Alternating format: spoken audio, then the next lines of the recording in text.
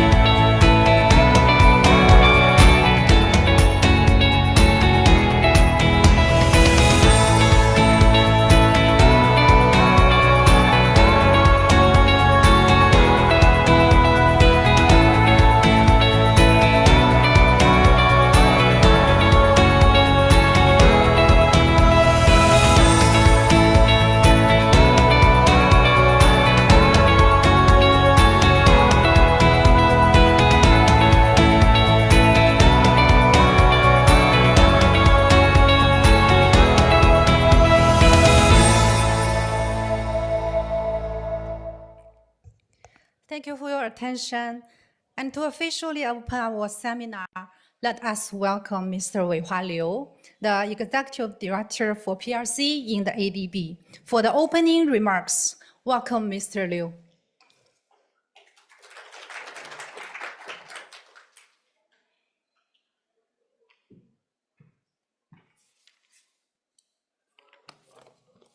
Thank you. Good afternoon, distinguished guests, colleagues, ladies and gentlemen. I would like to start by warmly welcoming my board colleagues, expert speakers, ADB specialists, and officials from developing member countries to join this event. thank VP Scott Morris and DG Asa Khan for your strong leadership in making this event happen. And I thank the Regional Knowledge Sharing Initiative, RKSI team from the East Asia Department and the PRC Resident Mission for organizing this wonderful event. This is the second Talk China seminar being held under the RKSI. RKSI is a platform partly financed by PRC Fund in ADB to share development experience and knowledge among the PRC and other ADB DMCs. The fourth Talk China seminar was on learning from Greater Beijing on air quality improvement, held in ADB last March 2025. With participation by senior officials from several of our DMCs that are facing chronic air pollution problems. Both today's event and the air quality improvement event reflect PRC's strong attention to promoting regional public goods through sharing our experiences and knowledge on mitigating climate change and sustainable environmental development. We appreciate the ADB team for choosing to hold clean energy innovations as a side event to ADB's Asia Clean Energy Forum 2025, with the theme Empowering the Future through Clean Energy Innovations, Regional Cooperation and Integration, and the Financing Solutions. Transitioning to clean energy is a major technological, economic, environmental, and societal challenge facing most DMCs in the Asia and Pacific region.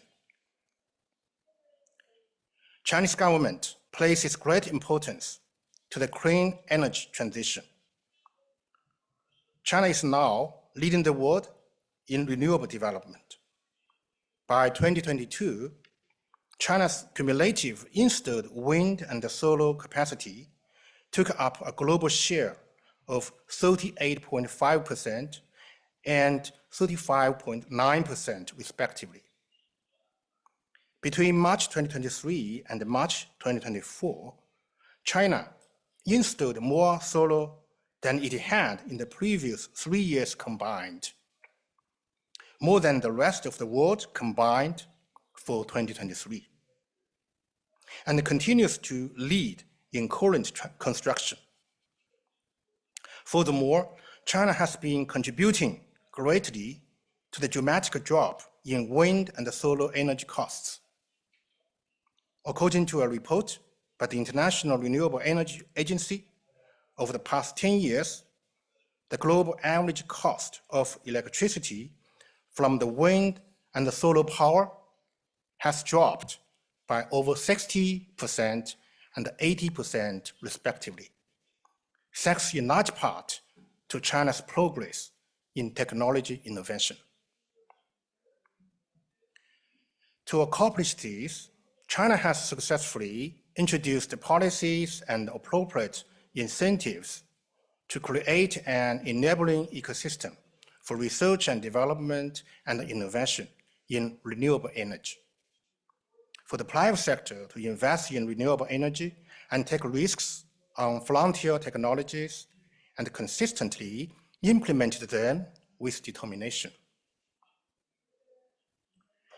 Critically important to the innovation ecosystem is a shared vision and a strong coordination between research institutions, government, and the private sectors, and other concerned stakeholders.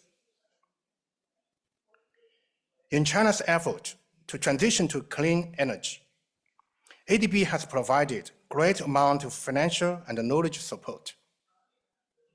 Those high quality and successful projects financed by ADB have not only introduced advanced technologies and innovative solutions that enhance the effectiveness of China's clean energy transition, but also played a demonstrative role for us to scale up.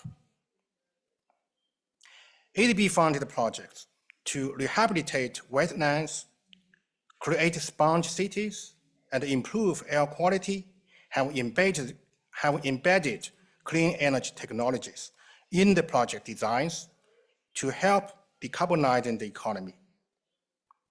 The success of these projects are excellent examples of how international collaboration can drive impactful policy improvements and technological advancements, creating positive spillover effects beyond national borders.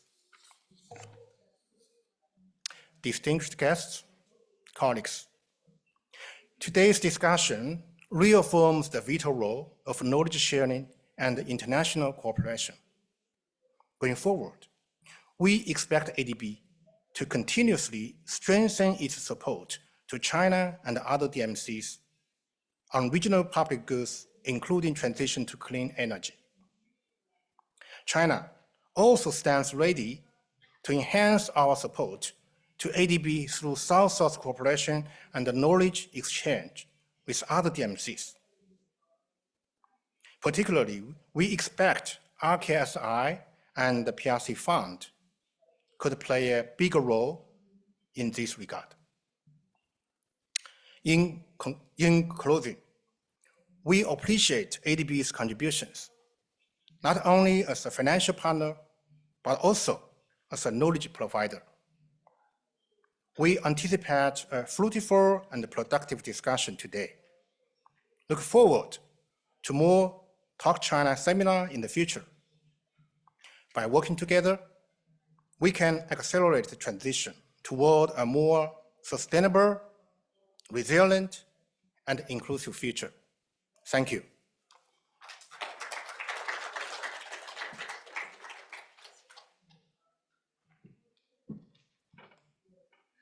Thank you, ED Liu, for your very exciting and inspiring opening remarks. And we also appreciate a lot for PRC's support on the South-South cooperation under ADB's platform.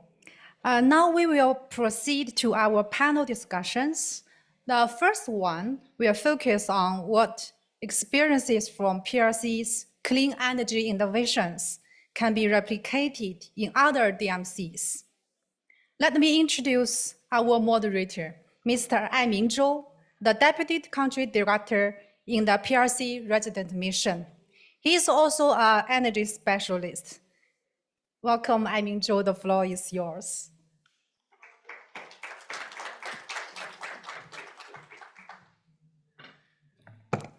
Good afternoon, ladies and gentlemen. I'm very honored to be here chairing the first session organized by RKSI. And as you heard from ED Liu, with great support from PRC government and great support from the PRC ED office, RKSI has done a lot of work in the past decades, covering many sectors. And today is energy's turn. We are here for the 20 years Clean Energy Forum organized by ADB. I feel 20 years is really a long time, and great kudos to the energy team now led by Mr. Priyanta, Dr. Priyanta. They are continuously organize the Clean Energy Forum and spreading the clean energy knowledge to all colleagues within this room. And to me, I have been with the energy sector for quite long, but somehow, I don't know, I left the energy sector and I miss the energy sector so much. Today, it's like a reunion of all energy colleagues. And this afternoon, we are having a great panel for the first session. And we have the honor to have ED Fischer. He is from our German ED office. Let me quickly read his bio. You also have his bio in the brochure. So currently he works in the ED office representing Austria, Germany, Luxembourg, Turkey, and the UK. And he was a second term in ADB as an ED, and before he also works in the German Ministry for Economic Cooperation and Development, the acronym in BMZ, with a lot of development experience before. So let me first welcome ED Fischer to the stage. And the second panelist is from developing countries of ADB, very big economy as well, Pakistan. So Director Yasser Afa, he currently is a senior energy expert to the Prime Minister office, and with a richer experience in the energy policy area. Particularly, he also is looking after the China-Pakistan economic corridor, supporting the economic energy development in Pakistan with strong collaboration with China and other development partners. And I just learned he also graduated from Tsinghua. I'm a Tsinghua alumni, so I'm so excited to have him and our young fellow from Pakistan, the senior officer from Pakistan. Please come to the stage. The third panelist is from Tsinghua again. He's a professor in Tsinghua University, and he also focusing on the renewable energy work and carbon market. He was the chief author and the lead author of the third, fourth, fifth National Assessment Report of the climate change with such a rich full experience in the low carbon development. Please welcome Professor Wang.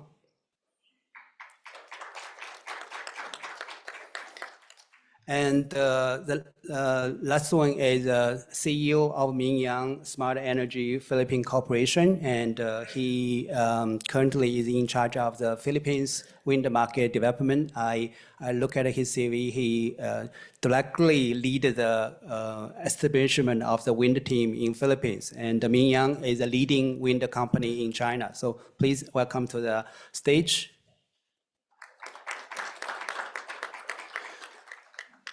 Before we invite the panelists to share their views, there are very important two presentations we have organized.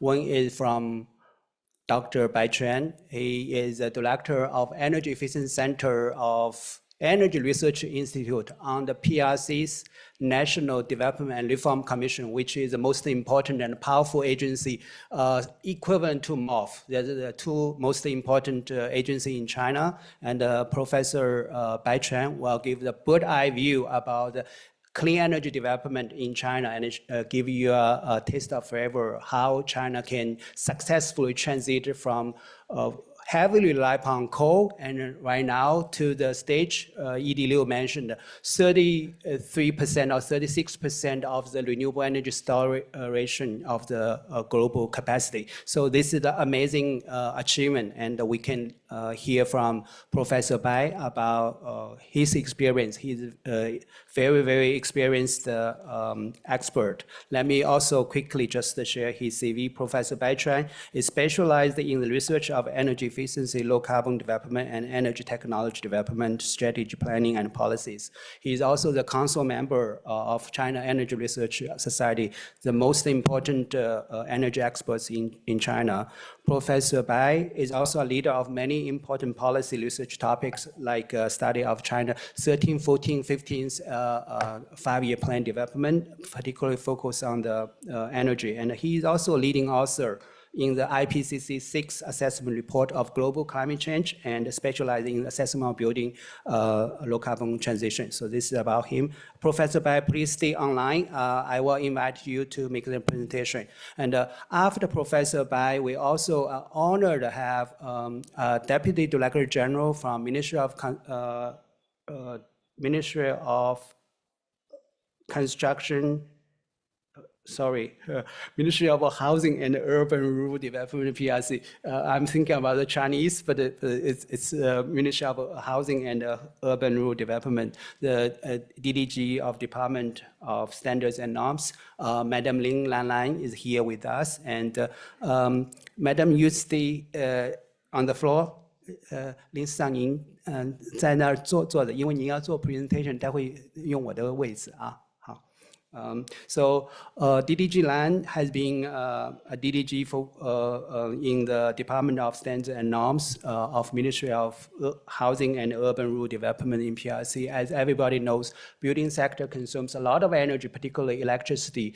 Therefore, her department looks after all the standards and norms, how to improve the energy efficiency in the construction sector, in the buildings, how to promote the green buildings in China, and promote the international collaboration between China and other countries, other organizations, including ADB. So we are very honored to have DDG Land here with us, and we will hear from your sharing about the energy efficiency work, clean energy work in the constructor sectors. So without any further delay, let me quickly just invite Professor Bai to give us a presentation. Bai Chen, are you ready? Oh, yeah, thank you. So this is Bai Quan from Energy Research Institute. So can you see the slides? Not yet. Okay, we can see it. Okay, good. So thank you, I mean. Good afternoon, ladies and gentlemen. This is a very good opportunity to introduce some experiences of clean energy development in China. Today, I'd like to evolve into a brief introduction about the development quantitatively, and then I'd like to allocate into three views from the enterprises and from local government and also from the government, and then I will summarize. First, I'd like to introduce the energy consumption in China. You see, in year 2000, the energy consumption is mainly dominated by fossil energy, and in 2024, the fossil energy is only about 80%, and the renewable and nuclear power energy occupies about 20% already. And also we have 9% consumed in natural gas. So this shows that the clean and low carbon energy developed very fast in China in recent 20 years. And especially for power generation. The installed capacity of clean power generation capacity, which means the wind, the solar, the PV, and also including nuclear power. In 2013, the capacity installation share of capacity is only 31%. And in 2022, the share surpassed 50%. And last year, the share of clean electricity power generation is almost 60% in China. And originally, we can divide clean energy in China, especially clean power, into two parts. The first part is wind and solar and biomass, especially wind and solar.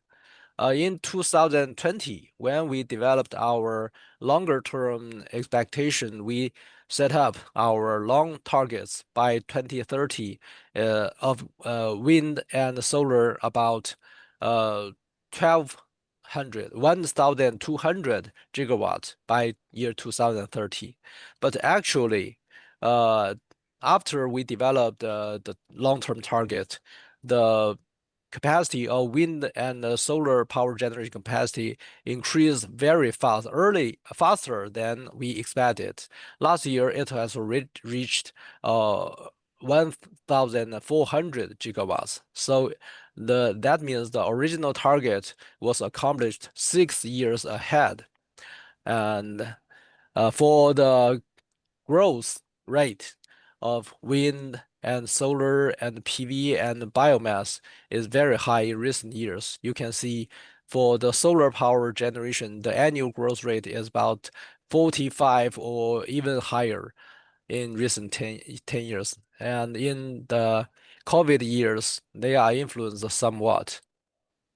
And another part of very important clean energy is hydropower and nuclear power.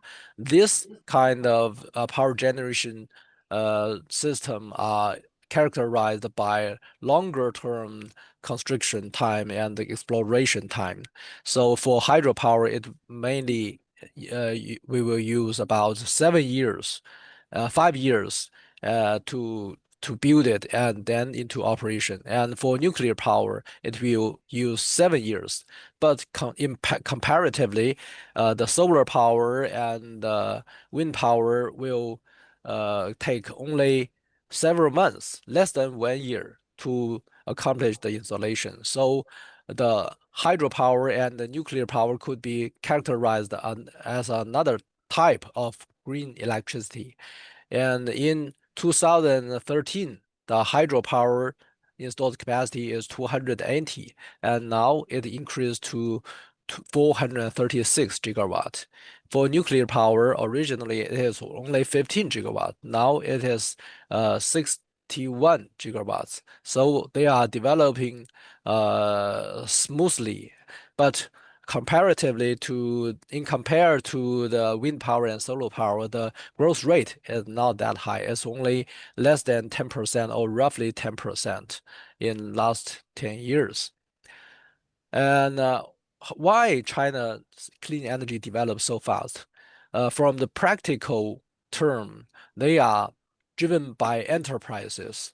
They are done by enterprises, not only power generation stations, but also it is all the forces are integrated. For power generation stations, they worked very hard. And also for power transmission and dispatching system, the power grid, they supported the power generation very much. And for the users in Chinese, users are very willing to use the green electricity. Recently, we have green electricity certificate to show the users are using green electricity to reduce CO2 emission. So the synergy of the power generation, power transmission and dispatching, and also the power users are integrated together. So we are talking about forming a kind of new type of power system. So this power system is based on non-fossil power. So instead of traditional power system. And these actions were financed by different sources. And for the state-owned enterprises, they invested a lot of money to providing hydropower and nuclear development. And for solar power and wind power, many private companies invested a lot, and also supported by venture capital, private equity, and also in recent years, the green stock, green loan, green bond, green insurance is becoming more and more popular. We call it green finance in China. So the green finance supported the power generation and green power users a lot in the Chinese market. And for the local government, they provided very strong support for the development in China, especially in the infrastructure service level. And for wind power, solar power, nuclear power, and hydropower, they have very strict regional distributions. So they have to be integrated with regional design and regional planning. So to avoid ecological conservation red line. And also they are responsible to provide power grid infrastructures, to provide road infrastructures, water service infrastructures, and information network infrastructures. So they are very much responsible for providing this kind of services to all the enterprises. And also, they highly regard this issue as an important issue. So they wrote the development of green energy into their 5-year planning and annual task list. And also, many policies were developed by local government, for example, pricing policy to support the use and the generation of green electricity. And originally, there are many local favorable policies, for example, subsidies and tax exemption, but now they are almost most of them are reduced and canceled. So this is so the support from local government is very important area. And I'd like to emphasize that most important is the national government. And national government, firstly, uh, the Chinese People's Congress attached very much importance on the development of law. And the People's Congress in China developed a renewable energy law, the energy law, and energy conservation law to promote the use and generation and energy transmission system towards low carbon development.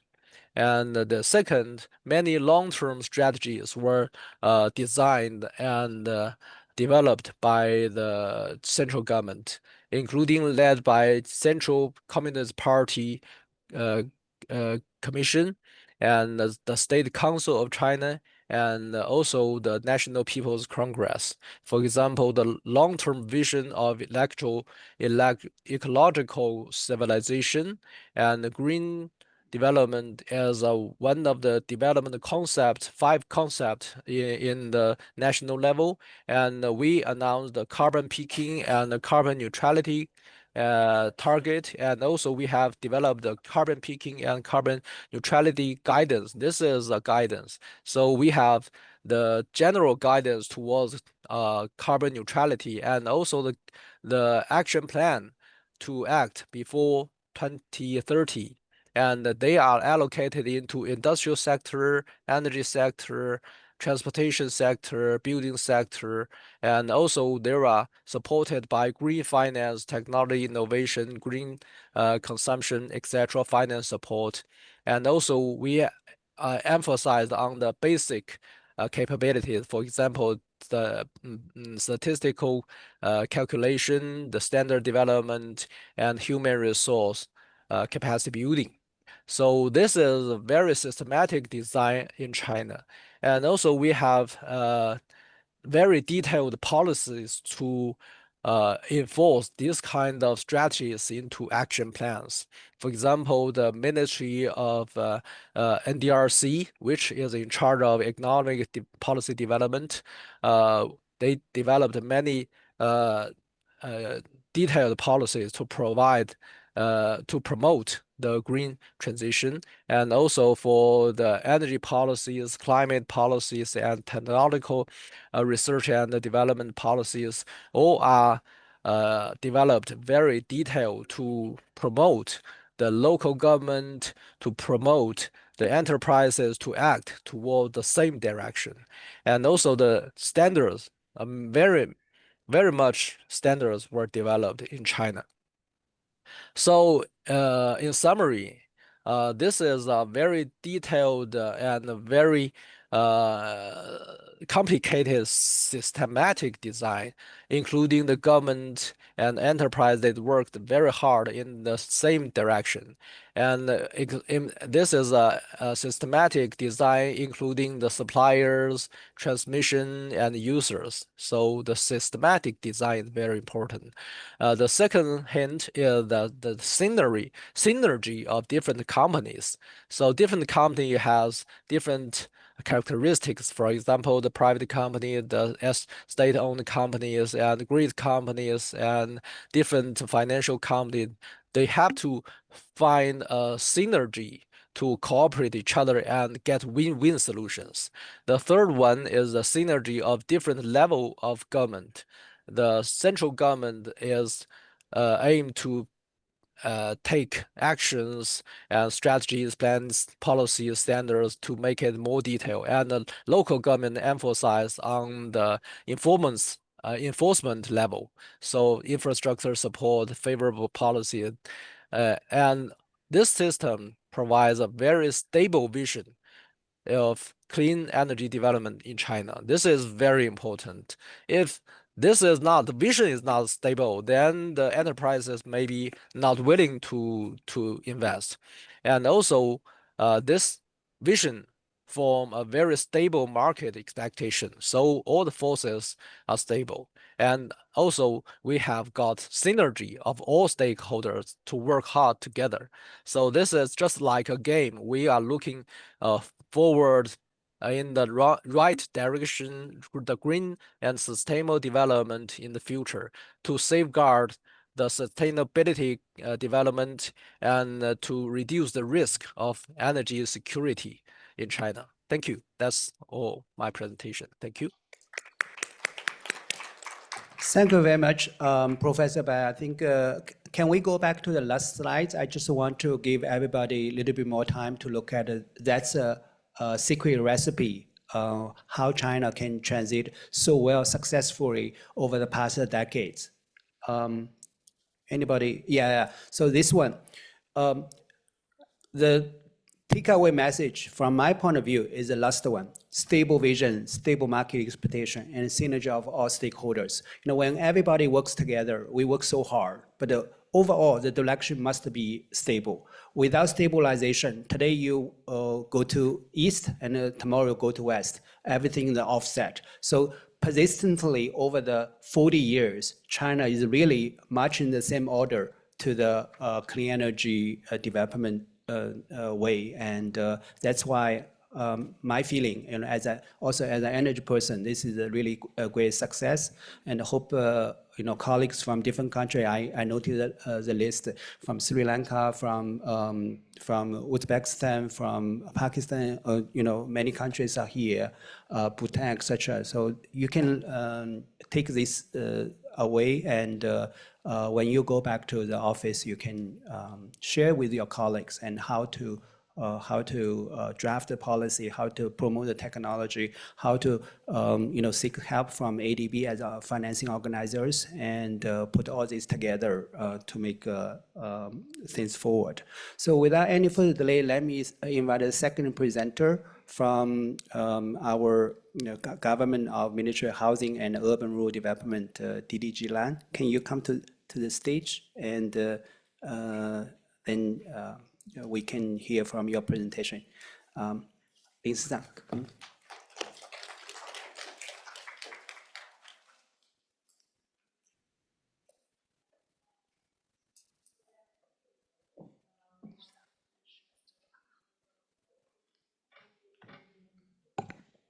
大家下午好，不好意思，我只能用中文来给大家来讲，大家可以听一下这个同声传译。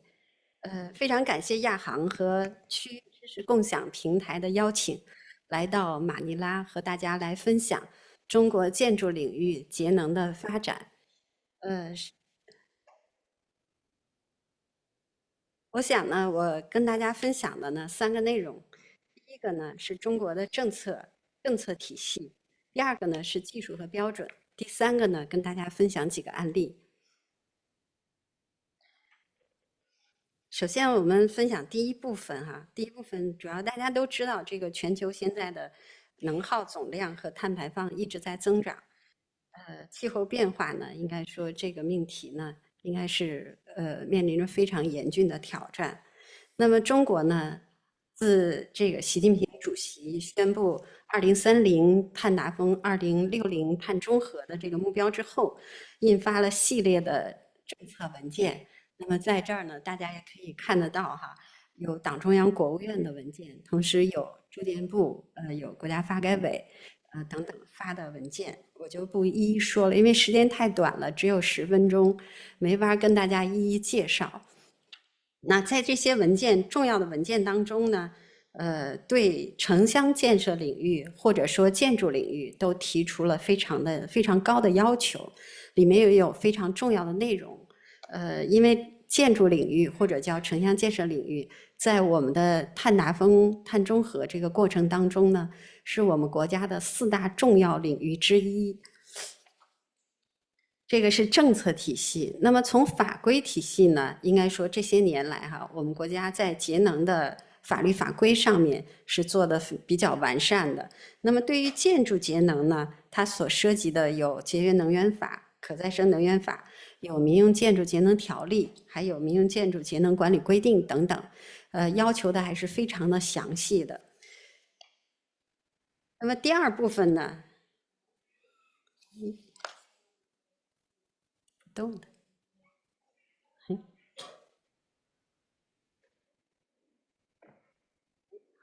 这个是法规体系，然后第二部分呢，想跟大家分享一下哈，低碳建筑的技术和标准。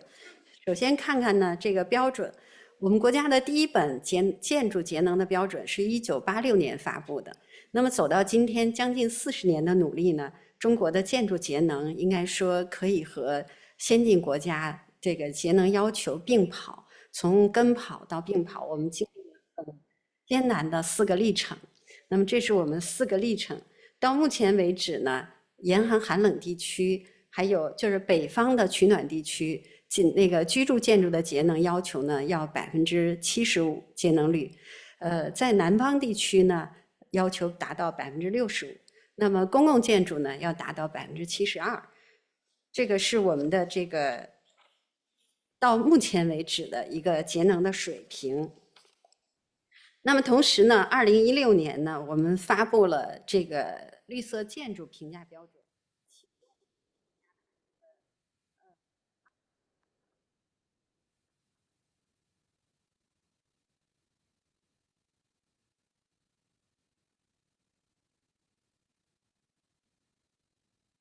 耐久、健康舒适、生活便利、资源节约，还有环境宜居5个方面的指标体系。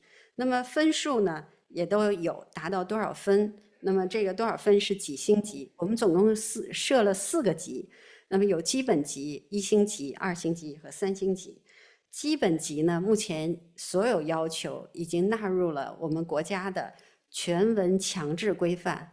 也就是从2025年今年的年底开始，我们所有的新建建筑都要达到绿色建筑的基本要求。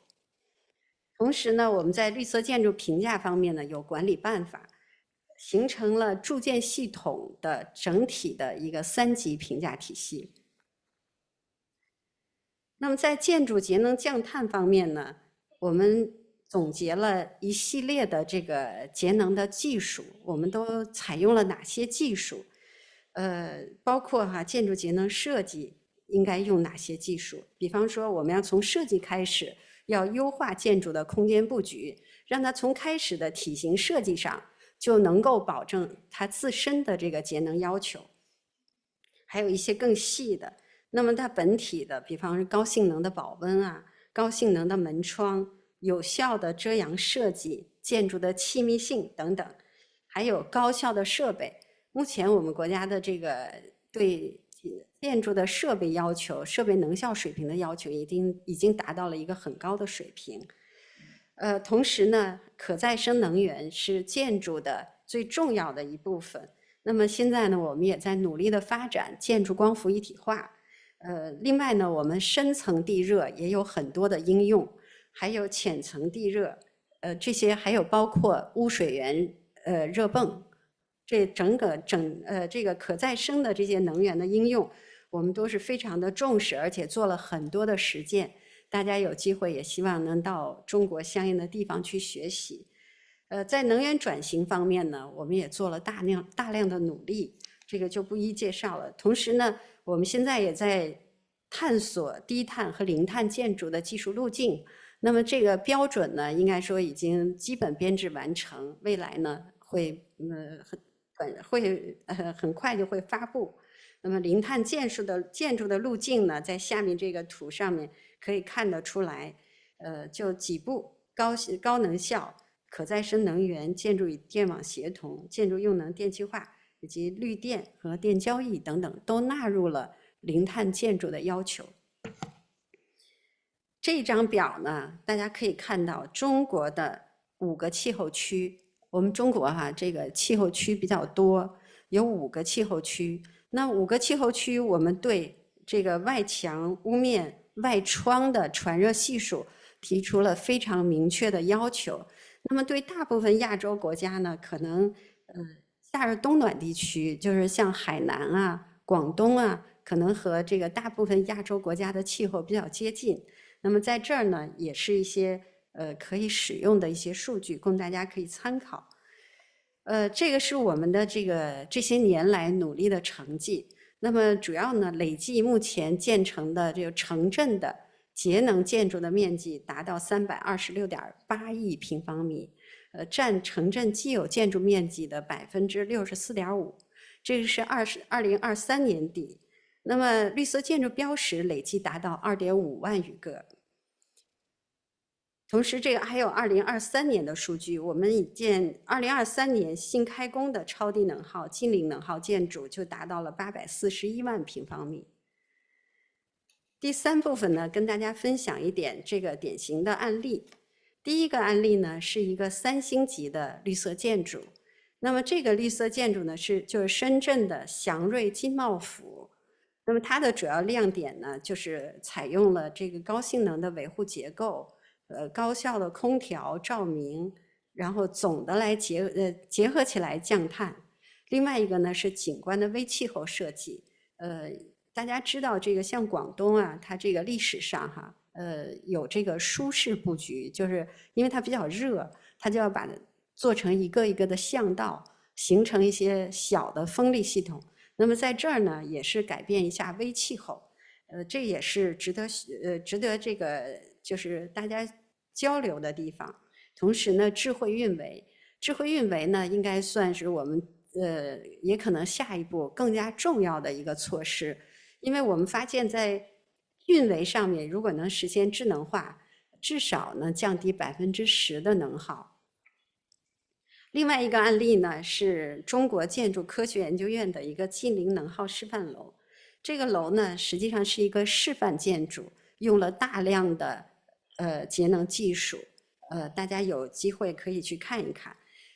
值得说的呢，就是它从运行到现在哈，这个运行过来的数据看，在北京就是寒冷地区，要有供热，要有夏季的制冷这种条件下，它的这个单位面积的能耗达到了35.7度。这个是非常非常不容易的，应该是和发达国家的水平是接近的。还有一个项目呢，想跟大家分享，就是雄安高铁站，这个是我们雄安新区的高铁站，它呢通过这个建筑设计，大家可以看得到这个屋面亮晶晶的哈，实际上它屋面铺的是光伏，这就是建筑光伏一体化的一个典型案例。目前呢，因为它车站没有完全运行的情况下呢，它这个电可以完全的供应这个高铁站的用电，而且还有一部分结余。这个项目做的应该是比较典型的，也非常漂亮。最后一个项目呢，给大家介绍哈，就是住建部和海南省委省政府一起打造的海南博鳌零碳示范区。这个是疫情期间部里和这个海南省共同建设的一个项目。这从开始呢，我们就设定了8个方向的18项任务，就这些任务呢都要去改造，要运行。这个项目呢，我就因为时间关系，我就不一一说了。那么这个里面呢，主要改造的是2栋5星级的酒店和1栋新闻中心。因为博鳌会议、博鳌那个亚洲论坛就是在这个岛上来开。那么目前呢，这个它采用的技术呢，我都也都列在这个地方了哈。它采用了很多的技术，这里面有很多的应该说智慧吧，包括比方说光伏在既有建筑上怎么能架设上去，然后怎么能在高湿高热地区让它既保证能通风，还要保证它的气密性，做了很多很多的探索，包括整个环境的整治，还有水，还有垃圾的处理，是整个全方位的一个工作。那么到目前为止呢，这个岛它的这个光伏已经完全够本岛使用，同时本岛也降低了很多的这个用电的水平。另外可以跟大家说的呢，就是这个岛上2个5星级酒店全部取消了燃气，就燃气来做饭这件事情全部取消了，这个是非常的不容易的。大家很多人到了之后，到那儿参观之后，都觉着这个厨房是特别值得一看的，都很惊讶。那目前原来我们是每年对岛上有保障，就是开会的时候不能出问题哈，还要检查燃气。那么现在我们就燃气站都撤了，所以根本就不需要有燃气了。这个岛上全部是供电。在这近40年的这个历程当中吧，我们也总结了很多这个经验和教训，也愿意呢与世界与大家分享，来共同推动全球的生态文明建设。最后感谢大家的这个聆听，也感谢台上的五位专家和嘉宾来陪我走过这10分钟，谢谢大家。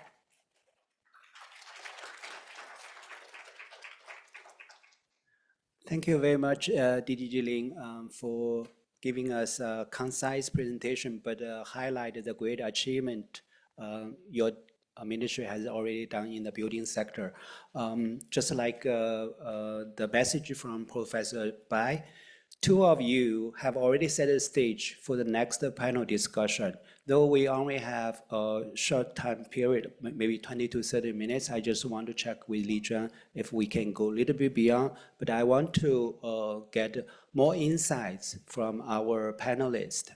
As we already introduced from beginning, we have the panelists from our ED office, from government office, from the academia, and from the business sector, from wind company. And with their participation, we want to hear from them about their views, how to promote the clean energy development. And for the next 20 to 30 minutes, I'm going to ask a common question to each of them, and also a specific question tailor-made for each panelist.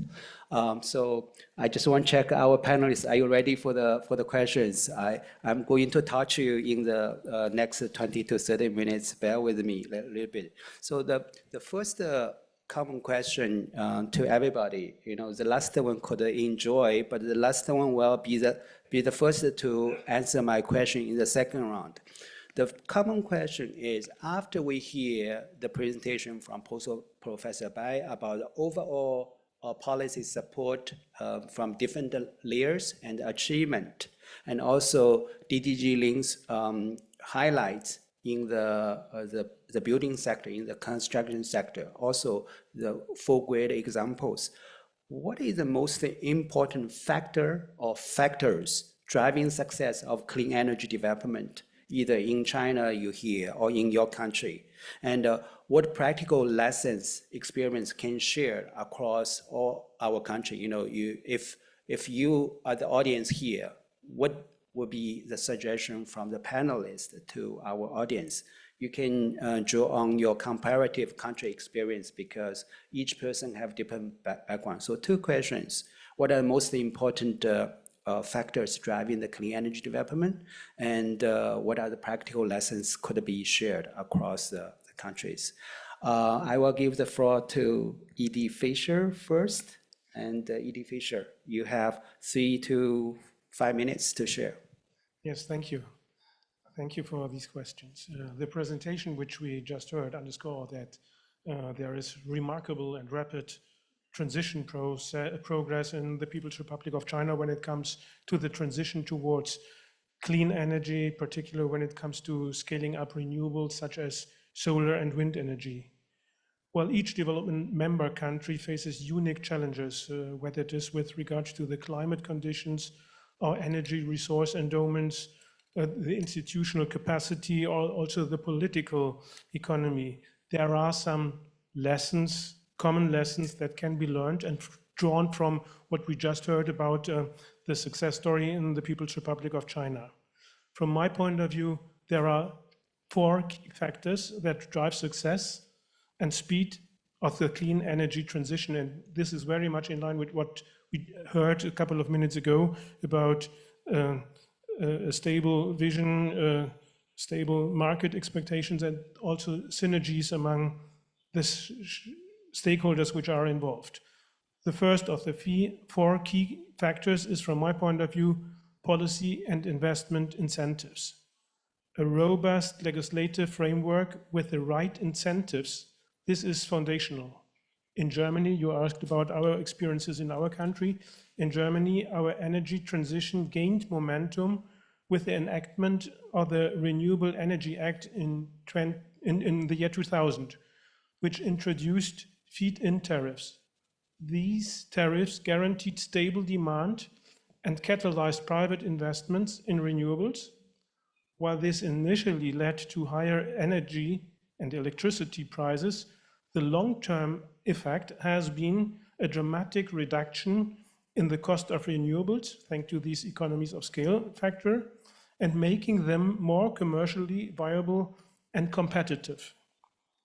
The second key factor is consensus among those involved in phasing out legacy systems.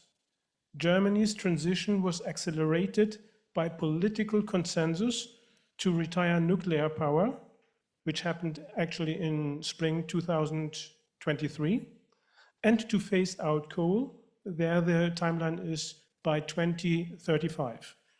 Agreements between the government and utilities created clarity and confidence for investors to shift towards renewables.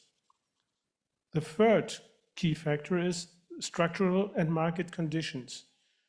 Germany benefited from relatively old coal-fired power plants. You know, on average, they are more than 30 years old, and a relatively stable energy demand, which made it easier for us, for the German government, to plan for and implement a gradual replacement with renewables. This contrasts, of course, with the situation in many developing member countries which are experiences rapid demand growth, where transition must be managed more dynamically. And the fourth key factor is societal support and environmental awareness. Public consensus on the urgency of climate action has been instrumental. Like in the People's Republic of China, German citizens broadly support the environmental sustainability, which has helped maintain political momentum and public buy-in on energy transition. As early as 2024, renewables accounted in my country for over 60% of electricity generation. The target is to achieve 80% by 2030, 5 years from today. These achievements reflect the importance of aligning policy, market mechanisms, and public support.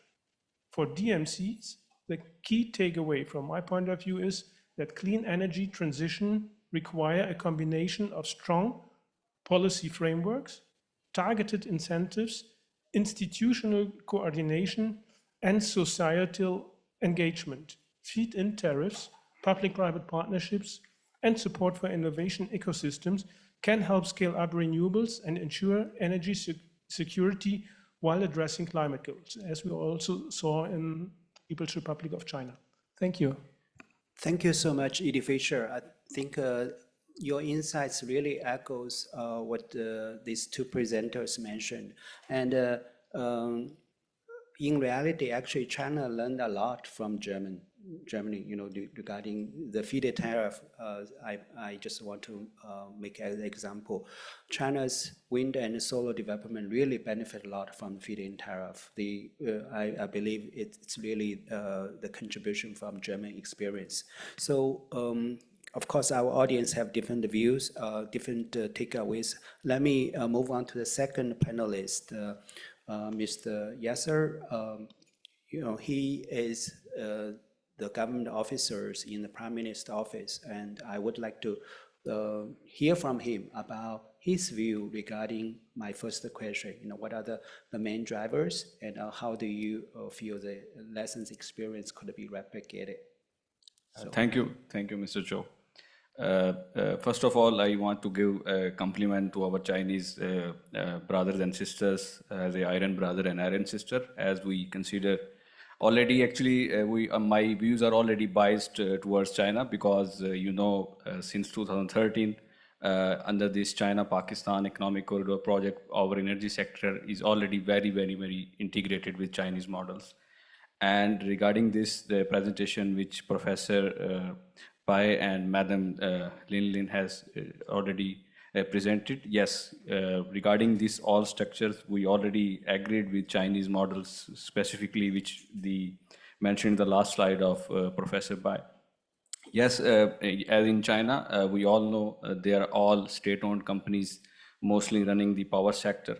But we can say them state-owned, but their execution and their management model is like mostly corporate model.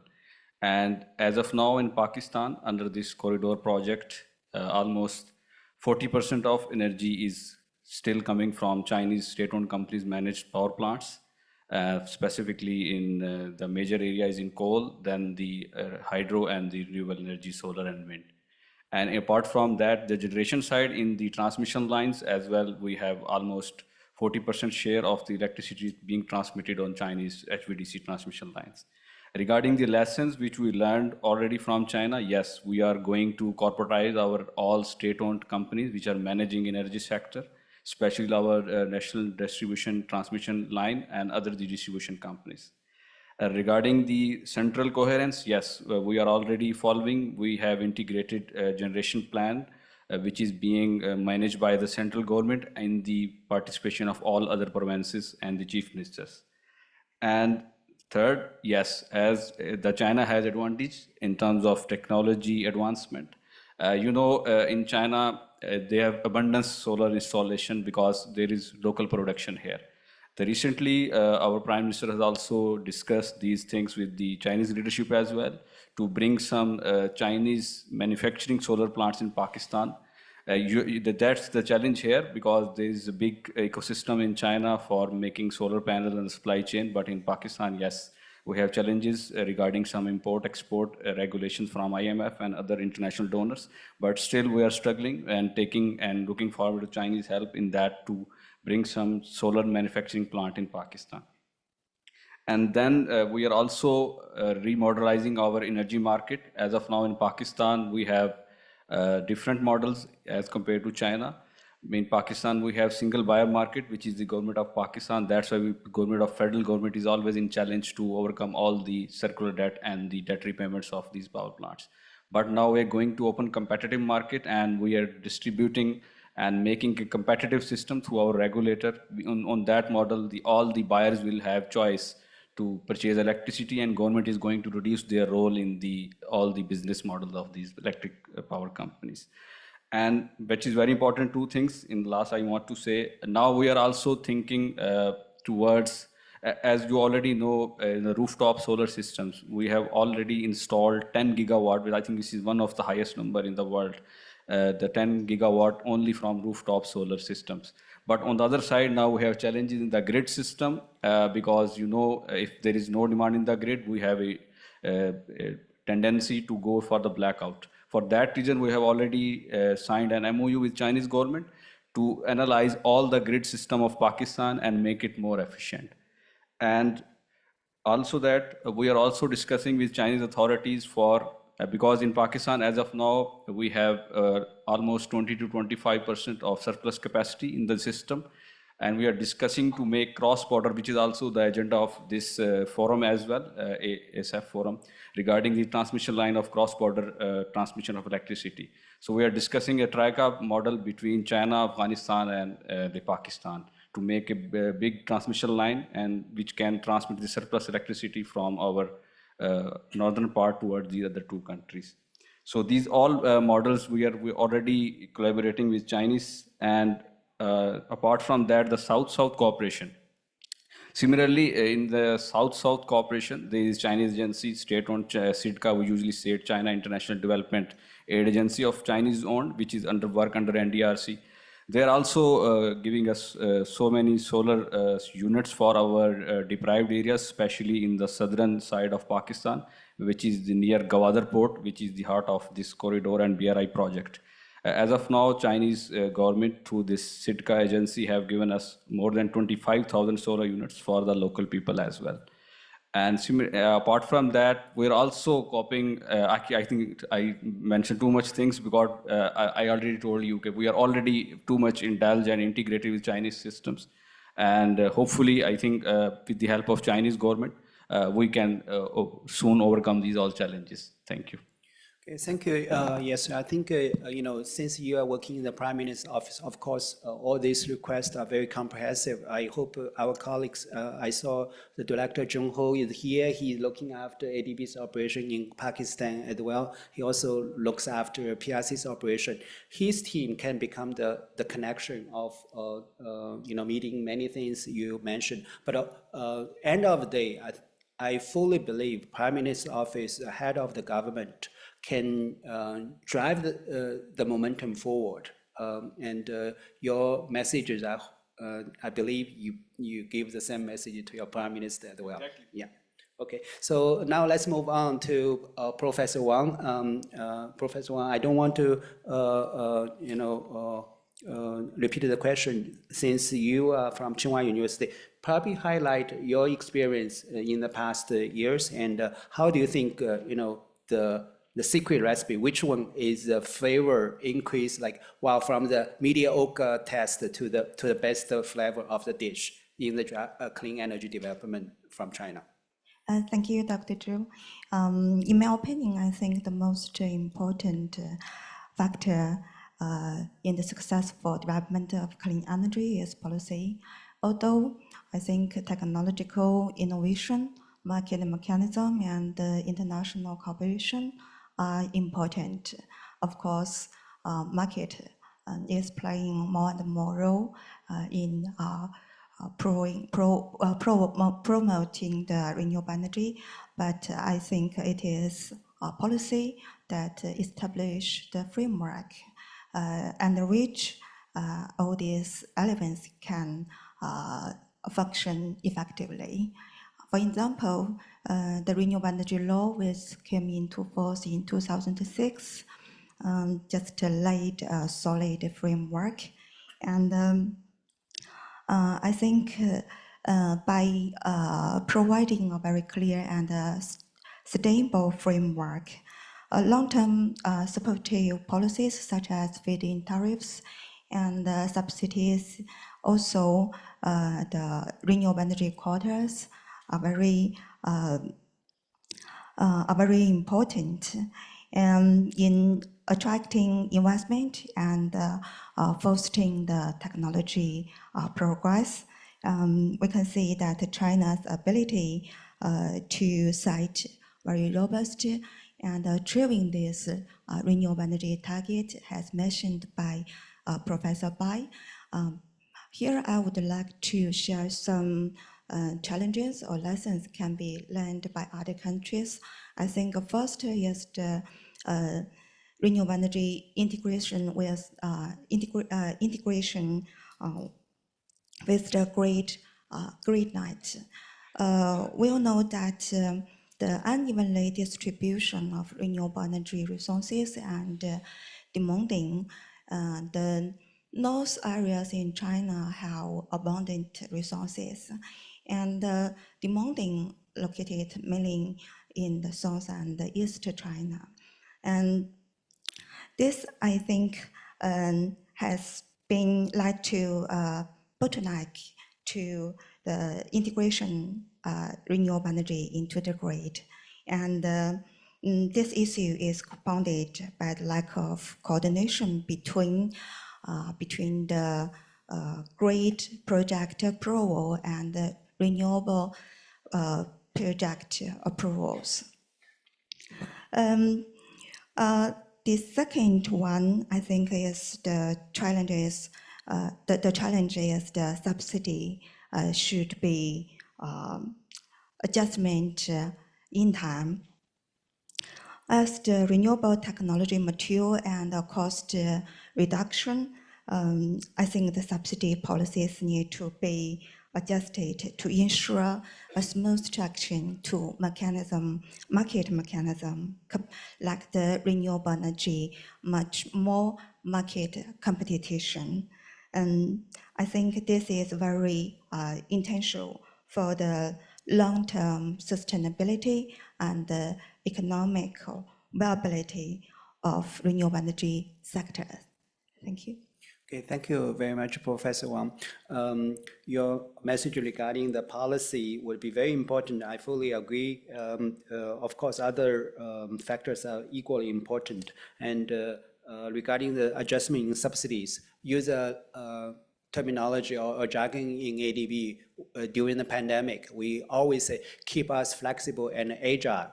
Exactly the same meaning like you say, for the purpose every time when the cost coming down, the subsidy also needed to be adjusted.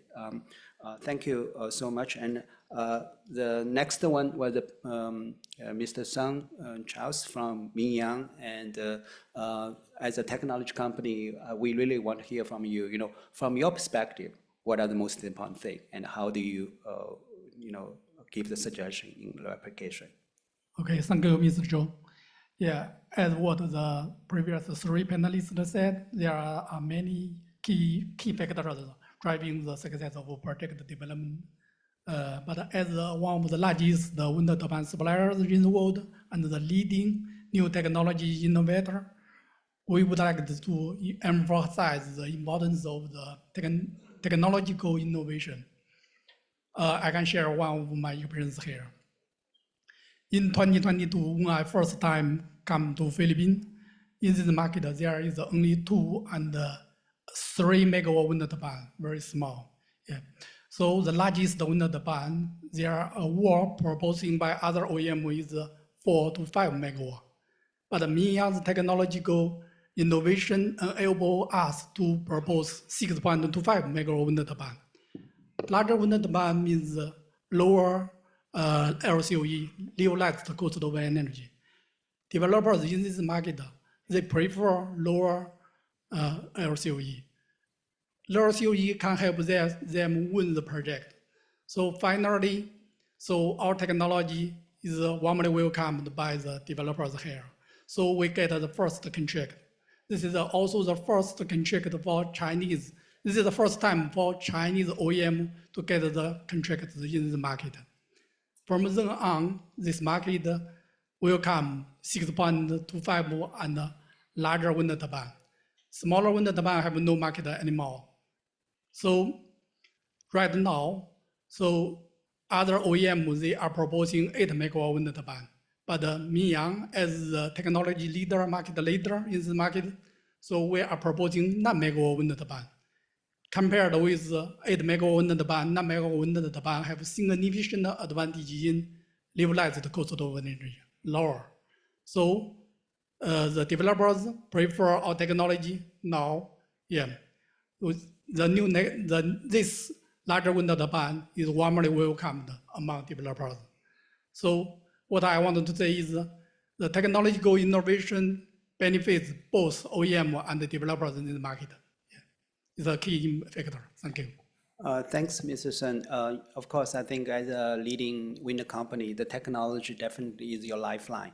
And your sharing will be very useful for encouraging other companies to follow your successful experience. Now I saw my big boss, VP Scott, is in the room. So my marching order is really needed to be accelerated because he has another commitment later on. So let me just quickly ask the second round question, VP. Very sorry, I didn't manage the time very well. Hope it's not be my performance ready for 2025.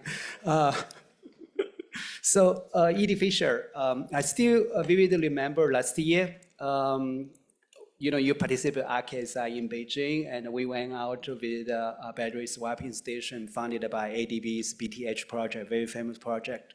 And during that visit, you also shared a lot of information and experience with me and with other colleagues. So with this kind of experience, could you provide us your reflection about this kind of PRC's innovation advance, and how do you see ADB's role in supporting the innovation in clean transition of the DMCs? Yeah, thank you for this question, and I'll try to be very, very brief. What really impressed me when I was in the People's Republic of China last year in order to attend the East Asia Forum It was when I had the opportunity to visit a fully automated electric vehicle battery swapping station. I've never seen something anywhere else around the globe, also not in Germany. This was a really striking example of how innovation, when supported by policy and industry collaboration, can address real-world challenges in the clean energy transition.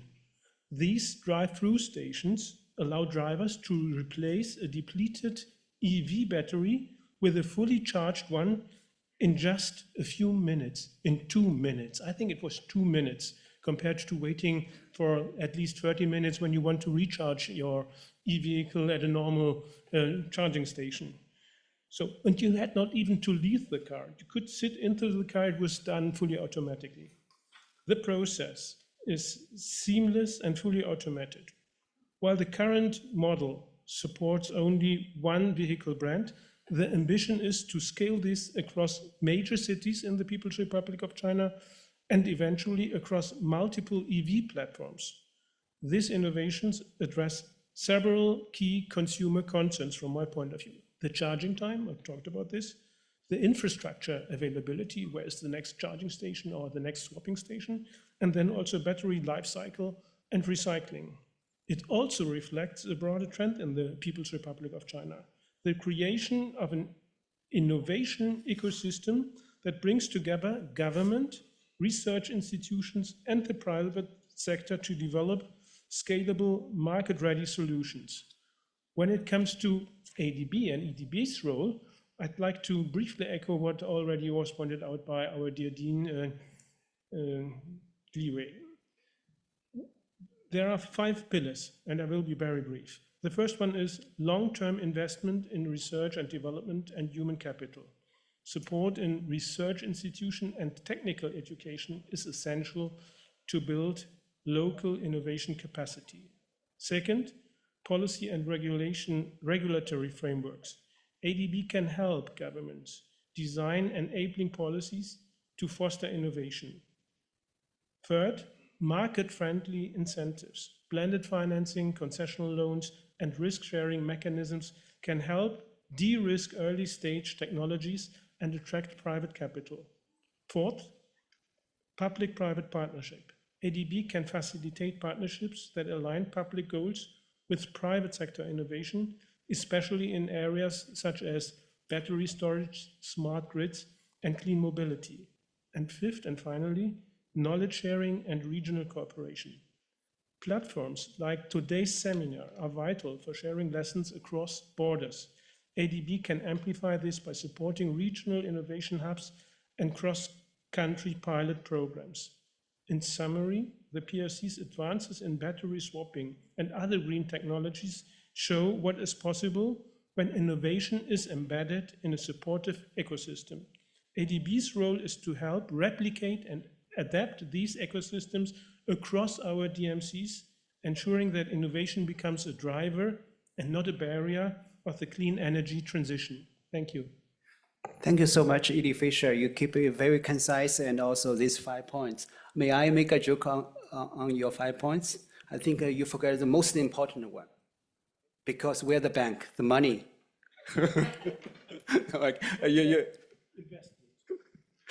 Thank you so much. I just make a joking on that. So let me move on to Mr. Yasser. What do you think about, since Pakistan is accelerating renewable energy efficiency a lot, you mentioned. What do you think, from Pakistan point of view, China experience or the successful experience mentioned by Edie Fisher can benefit Pakistan more in a sustainable way to develop the clean energy, particularly in the case if you rely heavily on the fossil fuels. Our team is working in Pakistan on the energy transition, phase out the legacy coal-fired power plants, oil-fired power plants. What is your takeaway, from not just from China, since RKSI, you mentioned clear mention of South-South collaboration, but I think beyond the South-South collaboration, Pakistan must have a certain strategy in your mind. Yes, exactly. Regarding this, as I mentioned earlier, regarding rooftop and the grid issues, Yes, we have already, actually, apart from all of these, yes, we have the lackness of technology innovation, which we are already taking from China, and we may need more. And for that, as you already mentioned, we need finances. And for that, I think ADB can help us, especially in the feasibility study of overall grid of the whole Pakistan, especially in two ways. One is the macro and the micro grids. In that, yes, we need help in terms of technology and the finances as well. In that, I think ADB and China both can help us. Second, yes, we are developing a pilot study for a battery storage as a replacement of battery storage system. As in Pakistan, we have too much water flow. So we are doing a study as a pump hydro storage project as a replacement of battery storage system. In that, as per the desktop study, we have advantage on the side of safety and the long term the durability of the hydro pump storage projects. In that, we will be using the solar plants to uplift the water in daytime, and in the nighttime the reservoir will release, and that the whole system will work as a 24/7 supply of electricity through hydro. It will be purely clean, because we have issue in summer and winter, because our mostly current load is based on the residential, but in the winter time that load goes down, and then we have a huge issue of south-north supply of the grid stability. So in that, we are already signed an MOU for that feasibility as well with China. And in that, we still lacking the finances. We signed this MOU last year, but we are still unable to start that feasibility for this hydro pump storage projects. I think in that, ADB can also help us in terms of financing that study and how we can move forward. And third, as mentioned by Excellency Fisher, regarding the EV systems, yes, BYD has recently making a biggest plant in Pakistan to manufacture the electric vehicles in Pakistan. But apart from that, we don't have any stable infrastructure across Pakistan to make a charging system sustainable.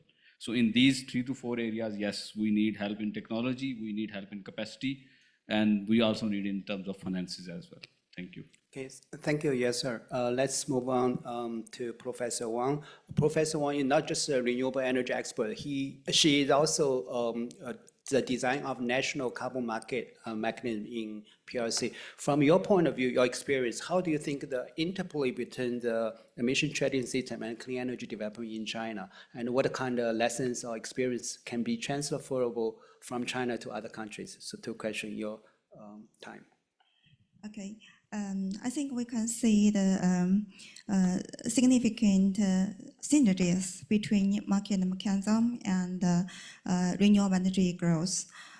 In China, I think we have developed ETS, which is a cornerstone in its efforts to reduce emission, while at the same time promoting clean energy growth.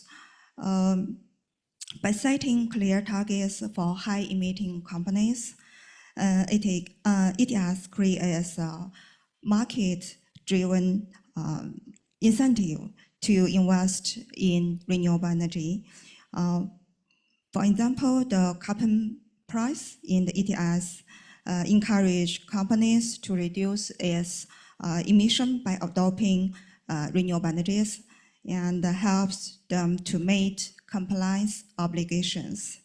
At the same time, reduce their carbon footprint. ETS also spurred invest in renewable energy. Once the companies with surplus allowances in the carbon market, they could sell their allowances and get revenue, which could be invested in the renewable energy. I think there are also lessons could be learned from China's ETS construction. The first is the data management. We all know that accurate and transparent data is essential to a credibility market. China government implement robust data verification and reporting system to ensure that the emission are accurately measured and reported. And the second, I think, is the phased approach to ETS development efforts. I think this offers valuable insights for other countries, mainly developing countries who want to design and run the ETS. I think based on the pilot project in China, allows for testing and refining of market mechanism. This helps identifying potential risks and develop effective regulatory marketing. Thank you.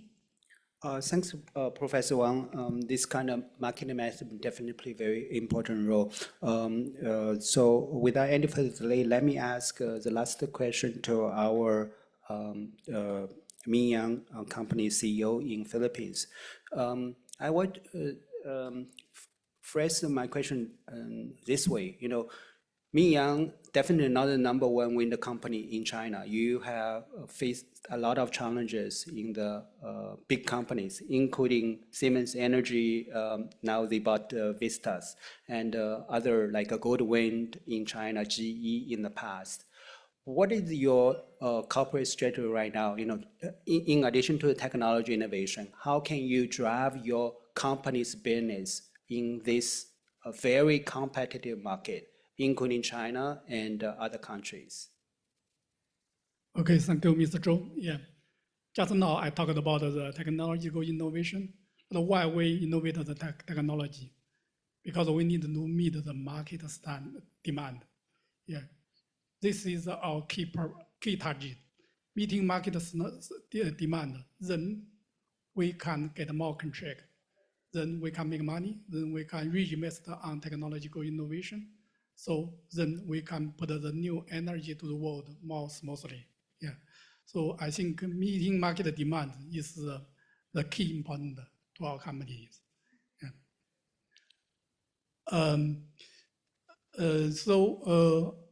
For the technological innovation, I also think I have another idea share with the other people here. I think the technological innovation is not only our OEM business, but also other stakeholders. For example, yes, we are the OEM, we are the technology provider, we are the technology innovator. But if we want to put a new technology in the market, yeah, we must persuade the client to accept it. We also need to introduce this the new technology to banks, insurers, and consultants, and all the relative stakeholders. So with the supporting of developers, banks, insurers, consultants, even the policymaker, then the new technologies started to have the chance to survive and grow up. So this is why I say technological innovation is not only OEM's business, but also all the stakeholders. They need support from everyone here. Thank you. Okay, thank you, Mr. Sen. I think use your last word to wrap up this session. I think the clean energy development is an ecosystem, so every stakeholder plays only certain roles, and we cannot rely upon one person, one stakeholder to finish our jobs. So with this, I'm so sorry, we don't have time for Q&A, but we probably leave the best questions in the last when the second panel is completed. And so with this, let me invite everybody to give a round of applause to our distinguished panelists for their wonderful sharing. Also to the presenters, DDG Ling and Mr. Bai Chuan. I don't know who is still online or not, but thank you so much. Now with this, move on to the second panel. Li Zhen, the floor is yours.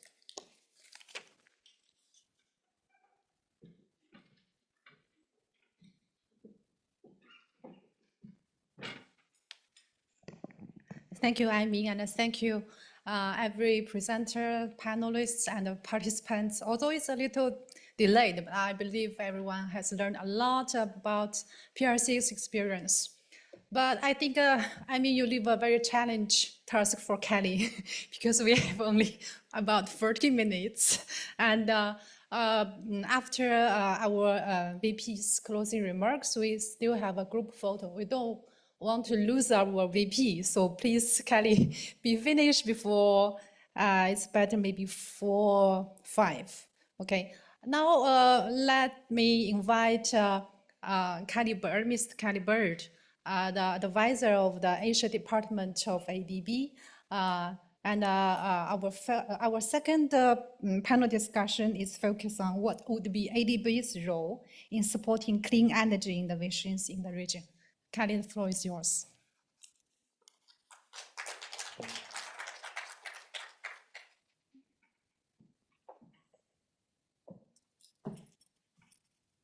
Thank you very much, Li Juan. And I do have a bit of a challenge, and I can thank Amin for that. So I do welcome everybody to this event, and I see that we do have a very large audience, so we greatly appreciate that. Before I introduce the panelists and our speaker, I just want to make a very quick summary of what I thought were the takeaways from the last session, because that helps us to also set the setting for this event. The first one is that one of the speakers kind of put nicely the pathway of China's transition, where it started off with energy efficient building designs, then they started with energy saving measures, then they kind of moved on to developing highly efficient equipment systems for energy. Then they started to develop renewable energy, and then into that transition away from the fossil fuels. So there's some very nice distinctive stages in China's transition, which we all can learn from. And to make that happen, they focused on developing that ecosystem. And that ecosystem consisted of a number of components. It was about getting the legislative framework right, the policies and the regulations, and we heard about the carbon market as one example. It also talks about strong coordination at the different layers of government. So you've got the national government that does planning and strategy and sets up some of the legislation, the local governments that help with planning, some of the tax incentives and so on. And then, of course, the coordination with the private sector and the users. And the private sector is the one that's doing a lot of these innovations. So it's a whole ecosystem that they've developed. So in this panel discussion, we'll have one speaker and we'll have 4 panelists. So before introducing the speaker, I'd like to invite each of the panelists to come up. Our first panelist that I'd like to introduce is Margarita Awabitis from Georgia, and she is the head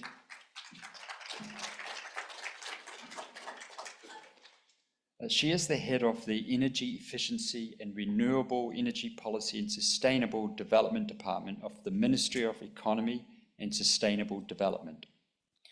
My next panelist is from the Philippines. That's Maylin Capacanco.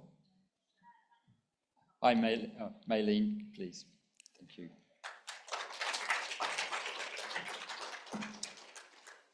Maylin is the Assistant Secretary to the Department of Energy in the Philippines, and they have quite an ambitious renewable energy program. Now I have 2 senior ADB experts that will bring in the ADB perspective in addition to our member countries. And the first one is the Senior Director for the Energy Sector, Priyantha Wijayatunga. So he oversees the overall energy program at ADB.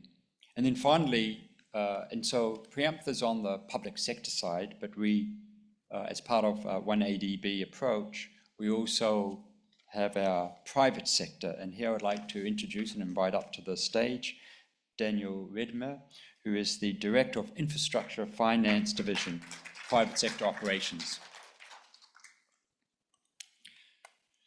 Now, because of the time constraints, we're going to skip the first question and we'll go straight into the second questions. But before that, I'd like to introduce Junho Huang, who is the Director of Energy Sector, who's going to present today on ADB's energy approach to provide the setting for the panel discussion. So the floor is yours, Junho.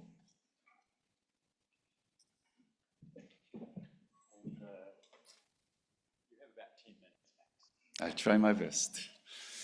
Thank you, distinguished participants, guests, and experts. It's my pleasure to share with you the highlight of ADB's operation in energy and where we are heading. So briefly, ADB's mission has evolved over time with the emerging priorities. In the early 80s, ADB's focus was primarily on supporting economic growth. We gradually shifted to supporting inclusive and sustainable development in 90s and 2000.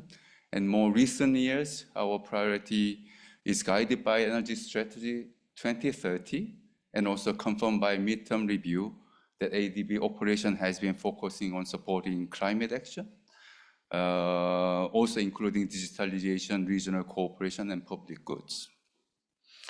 We all know that energy intervention is cannot be emphasized more because energy sector present the single largest contributor for energy greenhouse gas emission, both in globally, as shown on the left, as well as in PRC, as shown on the right side. ADB's energy sector operation has also evolved as ADB's priorities shifted. Since 1986, when ADB started our operation in PRC, we have provided more than 190 loans and projects in the energy sector, totaling more than $9 billion and counting. One of the examples that I want to highlight is that the Qingha-Delinga concentrated solar power plant that ADB supported in 2013, which is the first CSP project in the PRC, and the CSP, concentrated solar power plant, constructed and operating at the highest elevation in the world, at 3,000 meters above sea level. This project marks the last pure power project that ADB financed. In 2019, ADB provided Henan Cleaner Fuel Switch Investment Program, which supported the conversion of the agricultural bioproducts to produce biogas and creating a circular economy involving local farmers in the business process and the circular economy in the collection, transportation, and production of the gas. From 2015, ADB started a new program called the Air Quality Improvement Program in the Greater BTH, Beijing, Tianjin, and Hebei, what we call nowadays as ADB's flagship project. Over the span of 10 years, the ADB BHT program allowed a flexible programmatic approach, supporting three key areas in the supporting regulatory framework, leveraging innovations, financing with the innovations, and demonstrating and help deploying advanced technology through this program. Because of the dependency and cross-sectoral nature of the issue, the BTHT program covered the multiple sector outside of the energy, covering clean energy, energy saving efficiency, transport, as well as a circular economy for waste to energy. BTH program also provide a lot of innovations in providing different financial products for sub-loan guarantees, credit enhancement program to mitigate the risk and attract the private sector. We also merged the innovative business process with advanced technology to make the renewable energy affordable and easier to adopt. Most importantly, we fostered the partnership with the sovereign, non-sovereign operation, bringing private sectors and also the emerging technical providers to provide a comprehensive support under the program. Highlight few examples. In the Tianjin, our project supported the producing biogas from the kitchen waste, which also used to produce power. And the construction waste were recycled and reused, thereby reducing the emission and then improving the landfill use. In the industrial park in Bohua, the waste heat and hydrogen were captured and reused. So these multi-sector projects and approach serve as a model for replication as guiding ADB's operation recent years and going in the future. Outside of BTH program, last year we have prepared a new project in Ningbo, which continued to provide a different innovation with the emerging technologies. I want to highlight that this project provides institutional innovation, including the supporting the first ESG report for the City Commercial Bank in the PRC that is fully aligned with the international standard, Sustainability Standard Board standard. The ESG reporting is also targeted to support those SMEs that are owned and operated by the women. The program is also providing the green insurance system as a pilot and rolling out the digital carbon accounts as innovation features. The project also continued to evolve the technical technology that were early introduced from the earlier program. The carbon capture methodology is further advanced to introduce what we call negative carbon technology, where the waste is used to create the biogas and then CO2s are captured from the biogas. There is also new technology where the carbon CO2s are directly captured from the air. What we call it direct air capture. So through this merging of the different technology is also where it can create an environment where sustainable industrial park can be supported. I will skip this one. So going forward, our new reflecting on the experience and lesson learned from our program, we are fostering to create a new approach to guide our operation, which I hope to serve as a setting for our panel member to join. So in the urban sector, we are trying to focus on the areas to decarbonize the energy supply by providing green hydrogen, synergy fuels. In the hard-to-abate sector, we try to decarbonize by using the CCUS and expanding its utilization where the full electrification is not feasible. We also try to decarbonize the other largest consuming sectors, urban, building, transport, industries, using electrification to develop the building to grid or vehicle to grid ecosystems. In the rural area, we have highlighted a few innovative projects that we have introduced. We want to expand to create a bigger ecosystem where renewable energy can be used to power the agriculture activities, and the agriculture bioproduct can be used to produce clean fuels, and those energy can also be used to rehabilitate or rehabilitate or restore the land for the improved agriculture productivity. So with that, ADB is committed to continue our energy transition support and low carbon development in the PRC. And I look forward to invite our distinguished panels to share their views and guide us as we move forward. Thank you.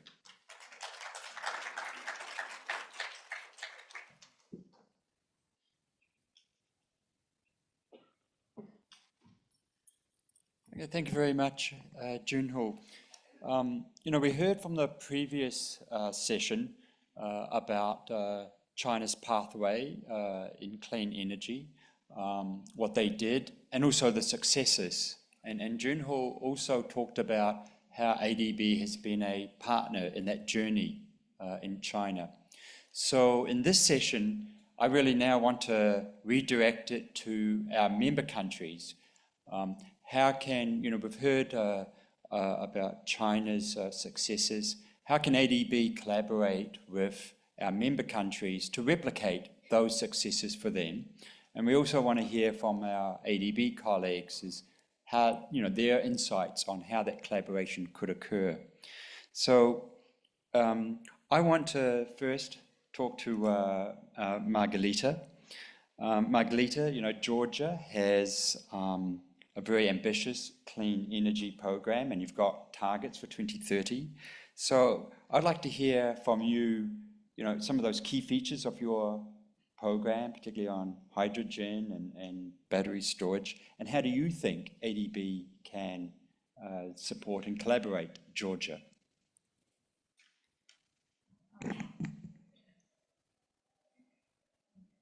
Thank you so much. Good afternoon. It's my pleasure to be here, and thank you so much. And today's meeting, and also it's very nice. And this week it's very important, and personally me to participate and very important in these sessions during this week. Thank you, dear Kelly, and for your question.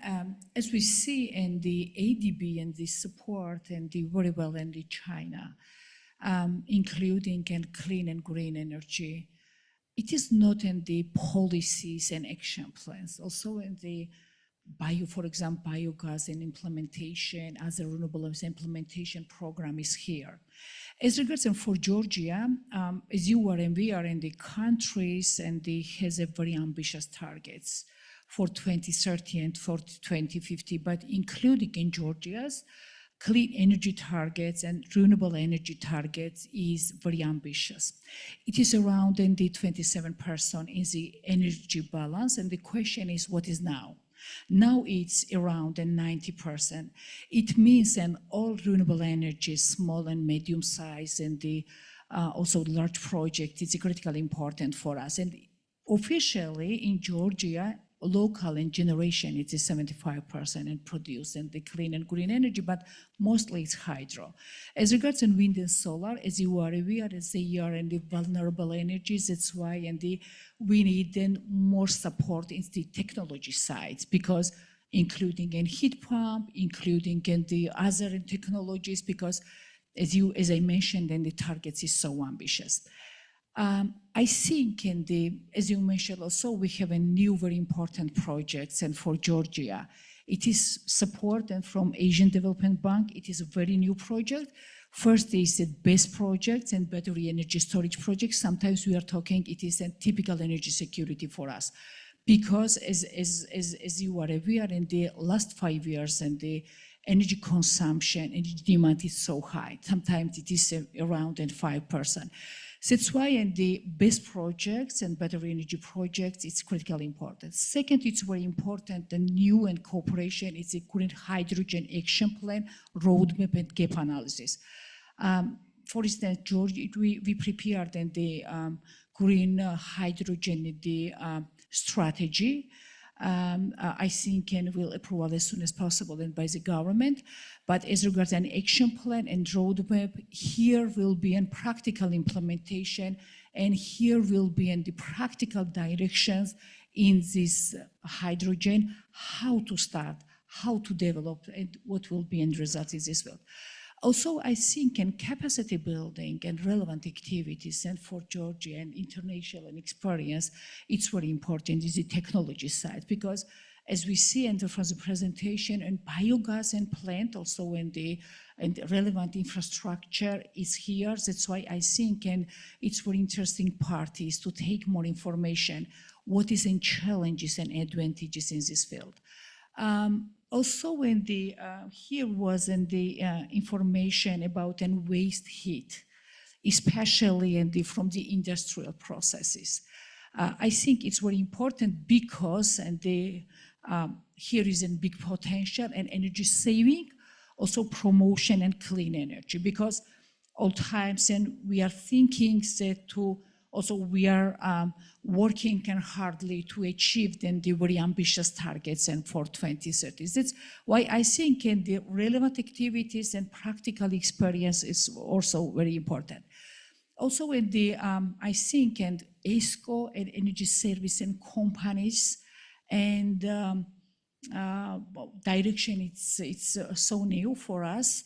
And as you are aware, in Georgia as well, small countries, and question is, it is possible and to develop, for example, energy service companies as an implementation body in this field, because as you are aware, international practices and where he is and the low electricity price, it is a very key challenge. Challenging point and for these directions. That's why I think and it will be better and to, for example, and they get more information, what is an international practice in this field. And finally, I think and the circular economy and the, as we see and from the presentation, and circular economy or also in the waste and the direction, it's very important. We prepared in the first draft of the circular economy strategy and for Georgia, but as you are aware, it is in the here is the main direction, but the question is how to develop then this subject, because then it is very luxury and activities in this field. So that's why when we are talking then policy and implementation, it's critically important. Also, I want to say a few words about the circular economies activities. For example, in the future, also in the international banks' role, international activities, and so on and so on. Electrification and relevant activities is critically important. We have the very important and the documents and about the electrification, and UNESCO has supported us and Georgian government and to prepare and relevant activities in this field. But question is how to start. Probably in first step will be in transition period, because main challenge in my country is a low electricity price. That's why it is very key.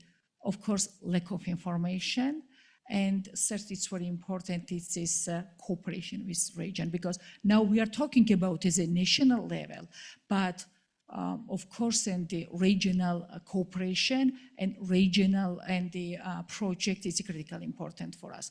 I will stop here.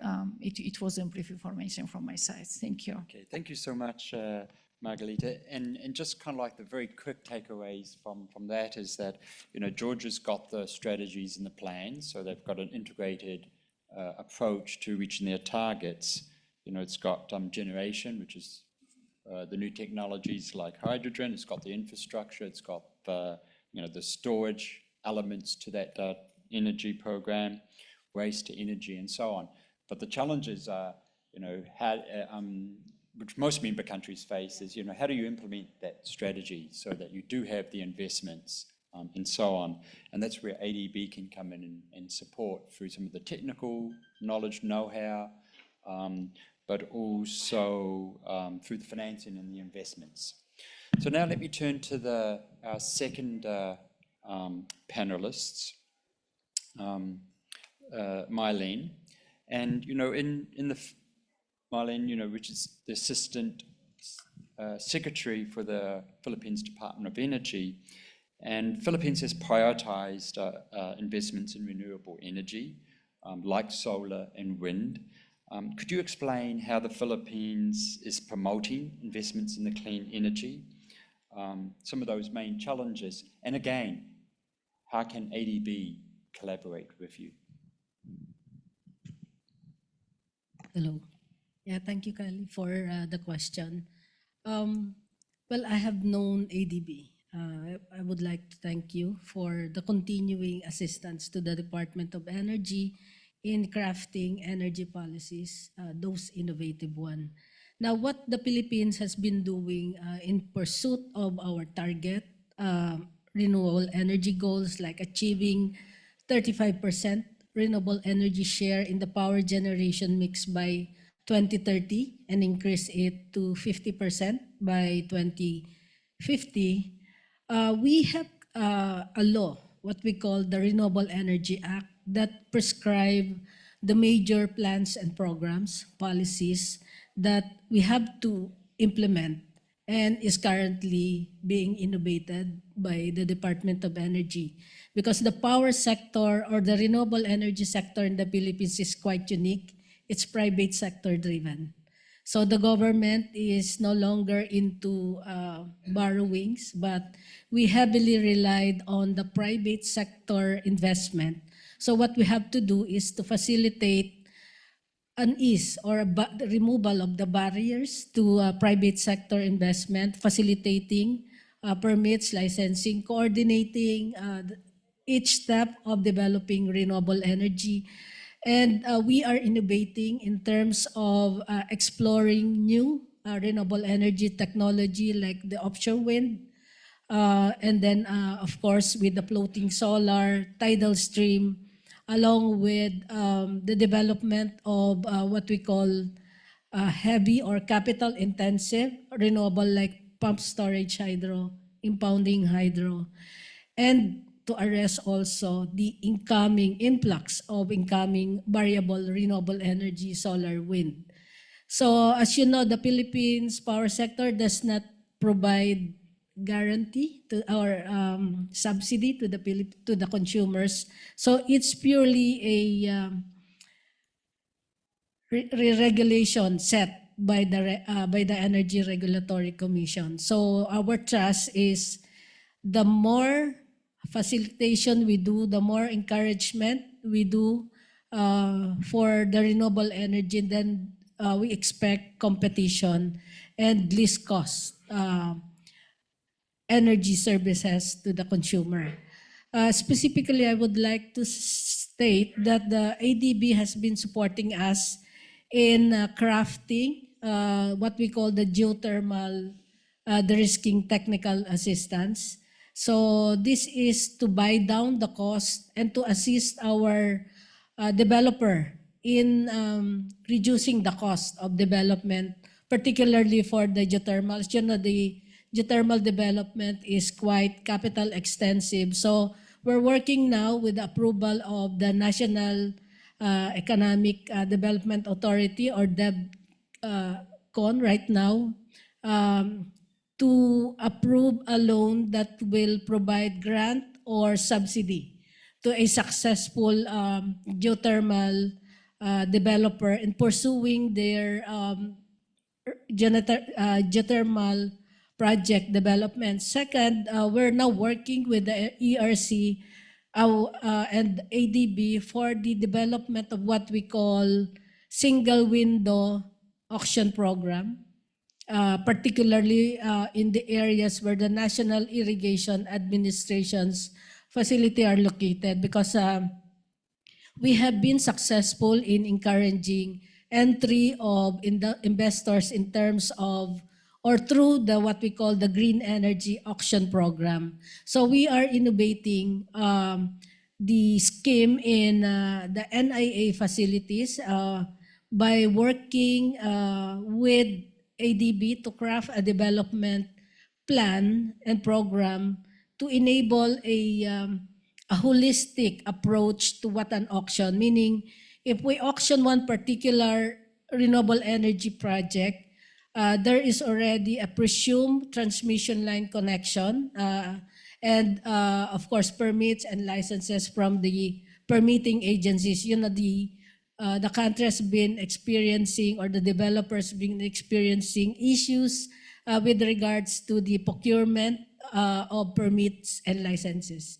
So what we're doing is to facilitate this by way of advancing what areas to be bidded out in a particular NIA facility. So for example, we're looking at a floating solar somewhere in Pantabangan area and in the Visayas, Halaur, no, it's a hydro. So these things are in the offing, and we thank ADB for continuously working with us, albeit that we are no longer much into borrowing, but we thank ADB for supporting transmission aspect of the renewable energy, the clean energy transition. They're working on voluntary or repurposing of the coal-fired power plants to meet our renewable energy or energy transition goals, and also for supporting the renewable energy development in what we call off-grid areas. So these are the areas that are located in small and isolated grids, no, through the National Power Corporation. So a lot has been supported by ADB, and we wish to have a continuous collaboration with ADB as far as renewable energy sector is concerned, particularly that there are emerging technologies, there are management expertise that have to be inputted to buy down or to achieve least cost solution for the country, because we're one of those with the highest electricity rates in the world. So again, I guess that's from my end. So it's very challenging for the Philippines, and we do invite all experts or all investors to invest in renewable energy development in the country. Thank you. Okay. Thank you very much, Marlene. And some of the takeaways from what you said is that Philippines got some uniqueness. On the one hand, the energy market is very privatized, and that means your role is it's not about investing; it's about kind of reducing the cost of doing business in the energy sector and the enabling environment. And that's where ADB can come in and help, is through the technical assistance channel of helping you to improve or strengthen the regulatory framework so that renewables can happen. Interestingly, I understand also the Philippines is, I think, the third largest when it comes to geothermal in the world. So there's a lot of untapped resources there. Did I get that right? Yeah, actually, previously we're second to the US, but now we're third, second to Indonesia and US. Okay, now you have a chance to get back to second. And we want to revert to our old position. Okay, so I think the message from the Philippines in that case is that energy sector, particularly the renewable, is open for business from the private sector. So we now have our public and private sector representatives from ADB, and I want to talk to Priyantha first. You're from the public sector side. And as the Senior Director of our Sector Group for Energy, you oversee ADB's strategic approach to clean energy with our member countries. And you've heard from our two member countries here, one is talking about the public sector side and investments, and also the private sector side. So could you explain very briefly, in 3 to 4 minutes, ADB's approach to supporting the transition of the clean energy, and in particularly, how are we thinking about promoting the cutting-edge innovations in the energy sector? Thank you very much, Kelly. It's quite interesting to listen to all these presentations and the remarks from the panel. I'll be very brief. The most important, the first and foremost thing is that when it comes to energy transition approach in the countries, we must make sure whatever we do is strongly linked to what the country needs. Not only from energy transition viewpoint, but also energy access and related priorities of the governments of the countries. That's very, very important, because that's the only way the countries can justify to their own population the energy transition, what we are trying to get at. So in this regard, there are 4 areas where usually we go into. One, of course, policy and regulatory support, and we can come in various forms, financing such support in terms of in the form of public policy-based loans, resource-based loans, and so on. Obviously, mobilizing financing not only from our side but also from various other sources. There are lots of kitties available for concessionary financing and grant financing, philanthropies for clean energy development. And so those are the two most important. And then, of course, we come in for infrastructure development itself. We pick up important projects and we bring in public sector financing. Also, we can collaborate with private sector, with PPPs and so on. We can bring in infrastructure development financing. Then the last but not least is capacity development. It's very important that we bring in capacity development requirements in these countries to make sure that the energy transition progresses, the efforts will continue, and also to bring whatever capacity which other countries have got and then transfer those capacity, the technology transfer and also some other capacities. We don't have to reinvent the wheel within the region. We have lots of other countries experiencing certain things and lessons learned, and we can bring those things to other countries in the region. That's a very big, very important thing what we have to do. That's where innovation can come in. Now, where you can learn from countries like PRC, for instance. And the best example for this collaborative cross-sectoral approach is BTH, Beijing-Tianjin Highway project, where we are trying to solve a problem of the population through various interventions, not just in the energy sector, but also other sectors. So we can bring those lessons to other countries in there. So this is our approach when it comes to energy transition support from ADB side, from the sovereign side. Thank you. Okay, thank you very much, Prayantha. I want to turn to Daniel. Daniel's our director in the private sector operations department. And we've heard Prayantha talk about the role of ADB in the public sector side, but we've also heard from Margarita and Mylene that there's a strong interface between the public and the private sector. But at variations, the private sector is very strong in the Philippines, but also the role of the government in Georgia is important. So I want to hear from you how PSOD's approach to collaborating or cooperating with our public sector side, like the SG Energy Group, to explore opportunities and support with our member countries like the Philippines and like Georgia and others. Thank you, Kelly. I would like to address this with a few examples so we can see how we do this, how we work together with sovereign and non-sovereign operations and bringing the whole bank really to solve an issue. The first example I'd like to mention is in the PRC, where last year we worked together,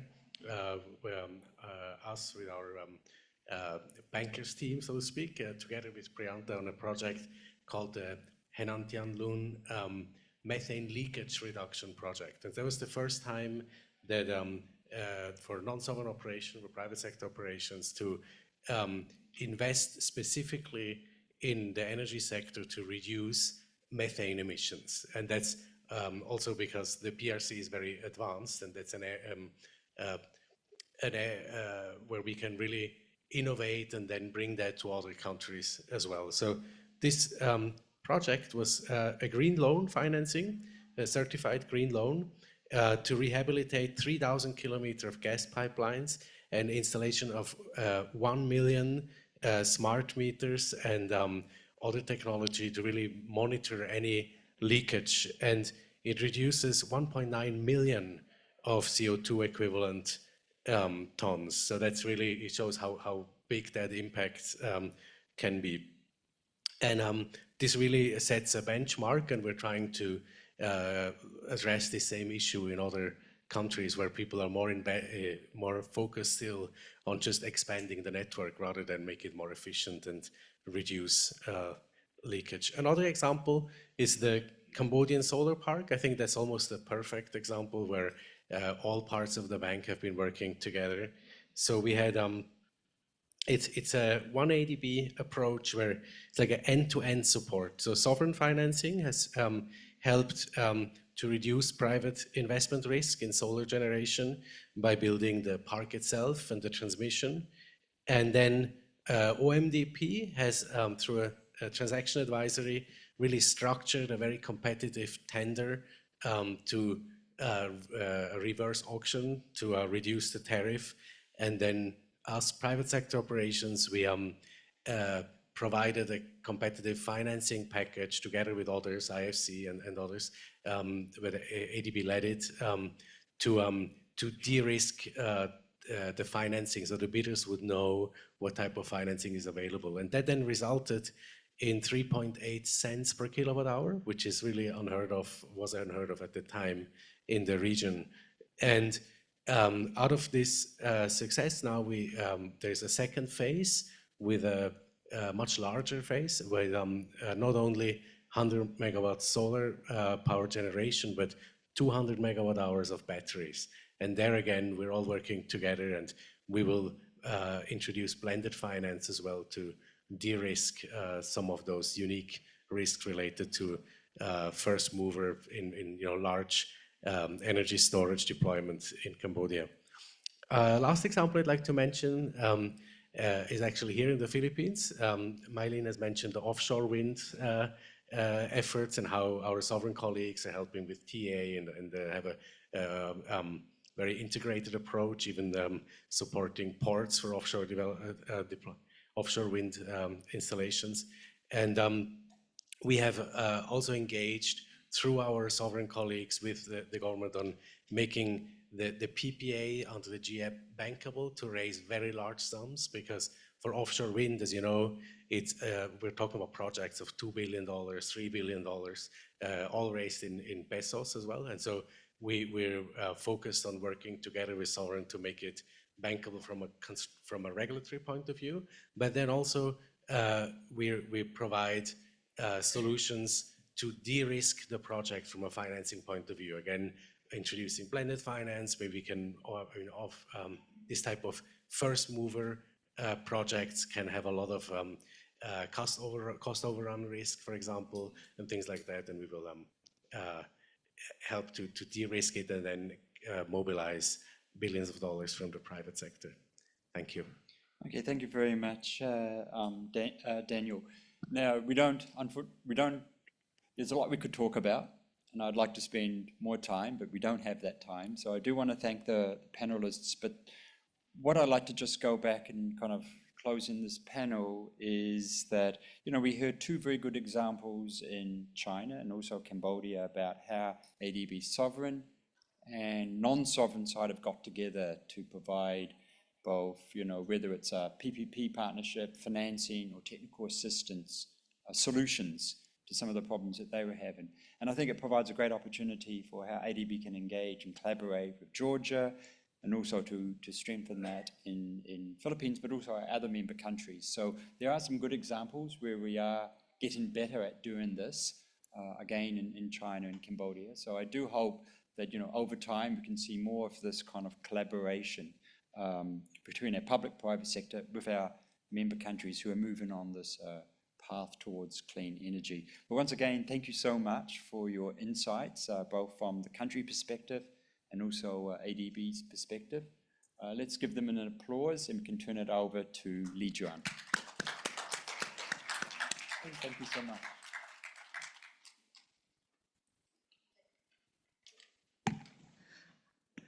Thank you, Kelly. Thank you for close this session on time.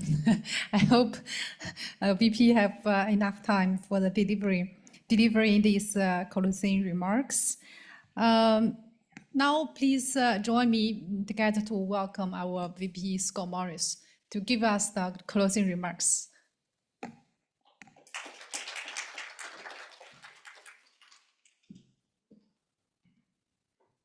Well, good afternoon, everyone, and thank you very much for all of your participation in this afternoon's important session. I want to thank in particular all of the distinguished panelists that we had. Our important board colleagues, E.D. Liu, thank you for your leadership on this, and E.D. Fisher for his participation on the panel. I think Kelly actually did a very good job along the way of summing up both the second panel and the first panel, and I'm not going to spend time on reiterating some of the specific areas of innovation and learning that we've heard this afternoon. I do want to say a few words about the value of both this event, but the broader partnership that we have that is the basis for this convening. So namely ADB's partnership with the government of China and under the RKSI. So I will say what struck me in listening to both panels this afternoon, particularly starting with the first panel, is that we have in the partnership with PRC access to lessons learned from both a pace and scale of innovation around clean energy that really is unprecedented. And I think it's a hugely valuable resource. I think you've heard, or we've tried to convince you on the ADB side that we've organized ourselves in ways to better exploit that knowledge base on behalf of all of our membership. So we've heard some of those stories here this afternoon, and in a very methodical way, thinking about exactly what are the lessons learned from the Chinese experience in this agenda in recent years. One thing I would note in particular about it is it's not so much about a legacy of knowledge that we're tapping into. This is real-time knowledge generation. Is that this is an ongoing set of actions both within China and across our member countries to achieve energy transition. So we're learning every day. And that is our task, is to make sure that knowledge flows readily, that it's not siloed and not contained in the context of one relationship that we have, but that we're using opportunities like this kind of seminar to share these lessons as we learn them, both from the past, but also in real time. And certainly we heard that in the second panel, both in how we at ADB are doing this, playing the role that we view for ourselves of being a knowledge broker, whether it is taking knowledge learned in China and applying it elsewhere, or frankly, applying these lessons from wherever we see value. And I think we heard a bit from the other panelists, both in the context of Georgia and the Philippines, about what innovation is looking like, what are the needs, what are the barriers to progress. And then again, finally, with our own colleagues to understand what innovation looks like within our institution. So we are not the sources of leading edge technology, but we can innovate around how we work with countries in partnership to deploy technology and to bring it to scale. Often that means different forms of financial innovation, and we heard that including on the private sector side. But also it is sometimes maybe more mundane issues around how we organize ourselves. But those are very, very meaningful changes that have already been underway at ADB to ensure that knowledge is flowing across the institution and across our member countries. So I hope we've convinced you to some degree about why these partnerships matter and how they are working in practice and in real time. I find these discussions exciting when I sit and listen to see exactly what's going on behalf of, in this case, clean energy transition, but more broadly how it is supporting development progress across our member countries. So I look forward to future sessions under this partnership, under RKSI. It is proving to be hugely productive for us, and I think the good turnout here today, the turnout we've had in prior sessions suggests that there's very good demand for this. So it's an exciting initiative, an exciting partnership. Look forward to seeing more from it in the months ahead. And thank you all again for your participation. Thanks.